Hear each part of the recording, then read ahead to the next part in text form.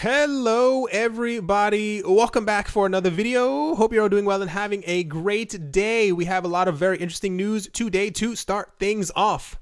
Brad Garlinghouse was recently interviewed by CNBC at the recent Money 2020 event in Amsterdam.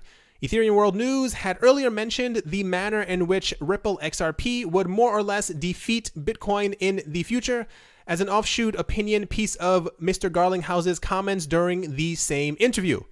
Brad Garlinghouse was noted as saying that there is a list of major banks in line to use the XRapid platform by the end of this year, with dozens expected to be doing so by next year. He had this to say about XRapid. He said, by the end of this year, major banks will use XRapid as a liquidity tool. By the end of next year, I would certainly hope that we will see in the order of magnitude of dozens, but we also need to continue to grow that ecosystem, grow the liquidity.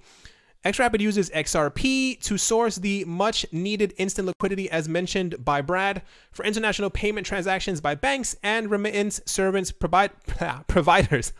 Recently concluded tests of XRapid service indicate that it saves banks anywhere from 40 to 70% as compared to using traditional Forex exchange middlemen. When asked about his price predictions for XRP, Mr. Garlinghouse had this to say. He said, I don't know how to predict the price of XRP. I would dare not say. We are one player in the XRP ecosystem. I think as we do things that we do to enhance the use of XRP, we will see the ecosystem growing healthier and healthier. What I've noticed over the last couple of, I want to say not even weeks. If you noticed before, we had a very 2-3 month period where there was barely any news from Ripple, because once we had confirmation that 150 banks had partnered with Ripple, Brad Garlinghouse said that we would not receive any more news until they had passed the 200 bank partnership. Since the beginning of this month, when SBI has launched, he's become a lot more brazen, and I don't know if he just had too much sugar, if he's just very energized. I don't know what's exactly going on. But the fact that we now have confirmation that major banks will be using XRapid, the guy from SBI, if you have looked around at any of the tweets, if you happen to, I think most of them are in Japanese, but some of them end up being in English. The head of the SBI bank is all but certain that XRP is going to hit $10 by the end of this year. And I find this interesting and weird because you typically don't hear the head of a bank saying something like that. If you understand what I'm saying, like there's never a definitive number that is given out at any given time when it comes to an asset class. So the fact that he is constantly predicting 10 by the end of this year, and even when you look further into it, it's actually he's predicting $10 for XRP by the end of this year, the head of the bank of SBI, and that's before XRapid is actually turned on. It's going to be I think a very interesting next couple of months when it comes to XRP. Brad Garlinghouse also said that he's pretty sure that XRP is going to overtake Bitcoin by the end of the year because of all of this. Whether that's going to happen is yet to be seen. But like I said, something is definitely happening because Brad Garlinghouse, not to spend too much time on this once again, I told someone before, they were saying, why would he say things like this? The partnerships that Ripple has formed, he would be an absolute idiot to mention that banks would be using XRapid if it wasn't going to already happen. That is to say, it's all but a given that this is going to happen, because if he lied to any institutions that they planned on bringing on board and they found out that other banks weren't going to be using XRapid, Ripple and XRP would completely crumble in price, both of them completely together. So it's nice to have confirmation, if you will, of where Ripple and XRP will be heading in the next couple of months. Next up, Twitch is in the news. Popular Twitch streaming app Streamlabs will now allow users to tip streamers using cryptocurrency, the company announced on Friday. The service, which allows live stream operators to accept donations from their fans, has already integrated the functionality enabling streamers to accept cryptocurrency tips immediately. Very cool. Streamlabs will use Coinbase as its payment processor, so streamers will need to connect the service to their Coinbase accounts. After streamers have linked their accounts, viewers will automatically have the option to tip using cryptocurrency. The service will initially support Bitcoin, Ethereum, Litecoin, and Bitcoin Cash, the 4 cryptocurrencies currently available on the Coinbase platform. However, Streamlabs said that it will be looking into adding other coins in the future. Streamers do not have to pay a fee to use the service, but they will incur transaction fees if they decide to sell coins for fiat on Coinbase. My belief is that a lot of people think that the way that cryptocurrencies will end up kind of taking off is if we have one major killer app. This has been spoken about for quite some time. People think that when we have the one app that is built on Ethereum or built on EOS or built on whatever other platform there is out there that has stuff built on top of it, that this will become the major player in the game. I still firmly believe it's more of like a divide and conquer type thing.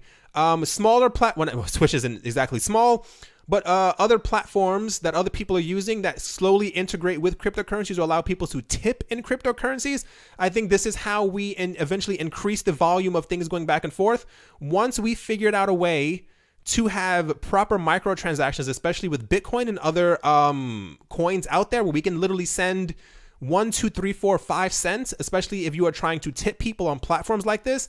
This is when I think cryptocurrencies will completely explode, because realistically, you'll eventually have times where there's around 100 million people who are just sending 5, 10 cents back and forth between people, especially when it comes to messaging apps, like what Telegram is planning on doing with their token is going to be, at least my belief. I think the small payments will add up to something major in the cryptocurrency market. Next up, very interesting news. Germany is in the news today. Apparently, 6 financial institutions in Germany are already dealing in cryptocurrency in some form. The country's finance ministry has confirmed. Responding to an inquiry from Thomas Lutzer, a member of left-wing populist party The Left, or Die Linke, the Federal Financial Supervisory Authority, or BaFin, confirmed that cryptocurrency activity is ongoing in institution under its jurisdiction. This was reported by Reuters. BaFin's response related to the dealing in or possible acquisition of cryptocurrency, but did not name the banks or related entities involved. Acquisition of cryptocurrencies by banks. I've said this before, and I'll definitely say it again until we have, until the last bank has fallen. Germany is the largest market in Europe. And I am all but certain if Germany's doing this, the smaller banks around Europe are also definitely starting to acquire cryptocurrencies, and the same exact thing with the American banks. Still left to be seen exactly how much, but I have my own ideas that they're probably buying around anywhere from 1 to 10 million per day. There's just the number that's going in through my head. Simply because they don't want to cause a huge spike in the price. If banks put everything in at one time that they wanted to put into it, we would definitely have days where the market went up by around 25% and then completely dropped because the volume was gone the next day. But like I said, it's very believable, at least for me in my head. If you acquire $1 million per day of a coin, it barely registers across multiple exchanges. And at the end of the year, you still have around $365 million invested into crypto.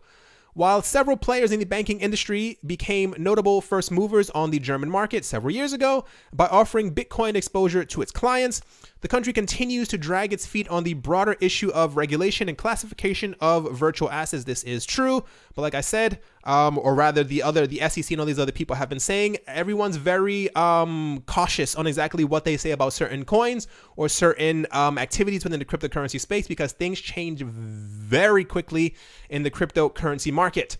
Last month, BaFin members nonetheless offered expertise to Georgia's central bank during a visit to share supervisory experiences on cryptocurrency. I spoke about this as well. Germany literally went to another country to tell them how to get into cryptocurrency. All the answers are there, guys. A new working group focused on blockchain and related phenomena, the Blockchain Bundesverband, is currently active in the German parliament, following its foundation in July of last year. Very nice to hear. I like I said, any type of positive news from a country, not even just a company, that they are dealing with cryptocurrencies, I find very pleasing to the eyes and to the ears. Despite remaining hawkish on cryptocurrency propagation, BaFin revealed to Lutza that it currently had no open inquiries relating to money laundering or other suspicious activities involving virtual assets among its institutions. This is incredibly good news, because the one thing that they constantly try to use against us is that there's some type of money laundering going on, that something wrong is happening with cryptocurrencies, and we have to know about it. So the fact that they have no open inquiries, if you do not know, Germany is very thorough in what they do. They make sure if something is wrong, they know about it. So the fact that there are no open inquiries is literally a great thumbs up. All those with permission to deal in those assets are technically able to distribute cryptocurrency ATMs for fiat exchange, but whether this had ever occurred is unknown. The response continues. Incredibly good news. I like hearing news about this or things like this. Like I said, Germany is a major player in the EU markets, and typically what ends up happening is that other smaller countries will eventually start to follow suit because they see that it is working out for Germany. Next up, so this is not a prediction. I don't even know what to call it. A major reprieve may just be in the offering for the battered Bitcoin bulls in the next 36 hours. If, that is, historical patterns repeat themselves. Intriguingly, the cryptocurrency tends to take a significant change of direction on the 6th day of every month, and that is today. Let's see if this ends up happening. We've heard so many things, I think, at this point. We heard March would be the time when the market goes back up. We heard April. We heard May was the last time that Bitcoin would be under 10,000. We heard that it would happen with consensus. I don't think anyone actually knows anymore. I think people are just kind of throwing things out there. I like to talk about things. I know a couple of people not get upset, but people get anxious and annoyed when I give price predictions and stuff like that. I do it. This is why I always say do your own research and just assume that I'm just some guy on the other side of your screen with a microphone, because it's what I am. I give these to kind of give like a glimmer of hope to see where the market can end up going. But apparently today is the day when there might be a little type of boost as the market does jump on the 6th. Why the 6th? I have no idea. But the market is actually up, at least for the time of me making this video. It's nice to see a sea of green, if you will. Binance coin has been going absolutely insane over the last couple of days. It's something to do with, I think they're starting a new fund that's going to be denominated in Binance coin. I think they also have, what is it? If you own Binance coin, I think you get some type of discount on their website. It's all very interesting exactly what Binance is doing, but they're very, very smart. Let's see if this trend ends up continuing with the cryptocurrency market today. I still see no reason why there is any bearish sentiment. We've only had a tidal wave of good news every single day, but you know, just kind of how the market is right now. Next up, Bitcoin Cash is in the news. A new initiative seeks to convince Bitcoin Cash miners to remove the dust limit and begin processing a limited number of zero-fee transactions in every block, and it has backing from several high-profile individuals. Announced on Tuesday by InChain Group and CoinGeek, the so-called Miner's Choice initiative asks miners to eliminate the current Bitcoin Cash dust limit, which stipulates the minimum transaction size that they will mine and include in blocks. At present, standard Bitcoin Cash software clients have a dust limit of 546 Satoshis, which has an approximate US value of 0.6 of 1 cent. CoinGeek and InChain said that their mining firms will begin allowing users to make transactions as small as 1 Satoshi. Additionally, the two firms said that they will begin including an unspecified number of zero-fee transactions in blocks that they mine, rather than requiring all users to pay a transaction fee of at least 1 Satoshi per byte. Requiring users to pay a transaction fee helps prevent spam from clogging up the blockchain and incentivizes them to make payments more efficiently. However, CoinGeek and InChain said that removing a fee requirement will make Bitcoin Cash useful for microtransactions, as well as create a healthy, competitive fee marketplace among miners. I mean, I know there's a lot of flack about Bitcoin Cash, but you got to give it to them. If the price ends up going down, whatever. But they're literally trying their darndest. if you noticed, it has to be like every other day. So like every third day, there's some type of news about Bitcoin Cash with them trying to find a way to make it more user-friendly. Processing zero-fee transactions, them doing the coin burn. I forgot what else they're doing. I think they're also going to be locking up some coins or something like that to make the circulating supply a bit lower. They're definitely working for their money. I know, like I said, a lot of people don't like Bitcoin Cash. I'm indifferently different when it comes to the entire project. But you can't knock them. They're definitely trying to make their money when it comes to everything that they are doing. Last up, something that I thought was happening and something that a lot of people said would start a domino fall is apparently already taking place. A lawyer specializing in cryptocurrency hedge funds has said that some universities have been making small investments into digital assets. John Lohr claims that crypto hedge funds are proving an attractive opportunity for academic institutions on the East Coast of America. For now, cryptocurrency investment seems to represent too much of a risk for most institutions.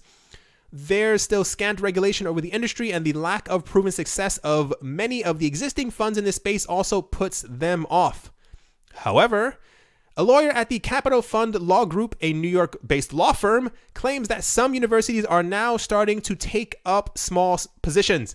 John Lohr spoke to Business Insider about the interest he noticed among certain academic institutions. He says, "I can't say the names of the academic institutions because that's attorney-client, but we have people mostly on the East Coast that have begun doing investments in this space on a fairly modest basis." There was news a couple of weeks ago when people were talking about the institutional investors who would need to get in order to kind of create the domino effect for the cryptocurrency space or for other people to start to get into the cryptocurrency space.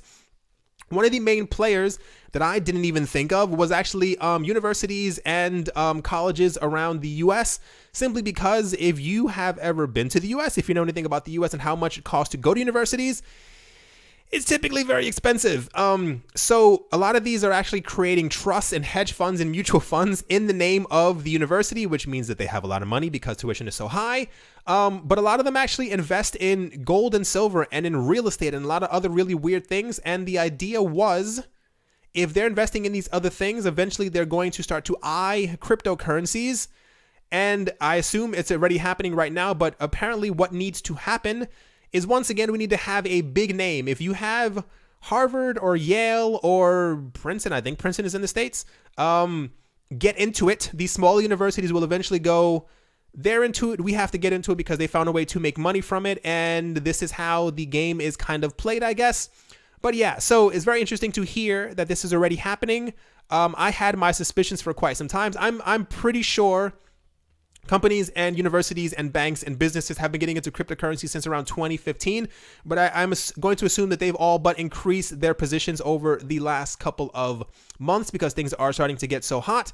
There was something I was watching from 2015. It was talking about the talking about the cryptocurrency market back in 2015, and just to see how low the prices were, it was like a smack to the face. But even the person who was talking, he was saying how many venture capital firms, even in 2015, were back in cryptocurrencies and how they were getting invested in. And he said, I can't say the names of any of my clients, but they're definitely picking up, $5-6 million worth of Bitcoin and stuff like that. So just goes with my suspicion that there's a lot less of all of these coins floating around than we actually think.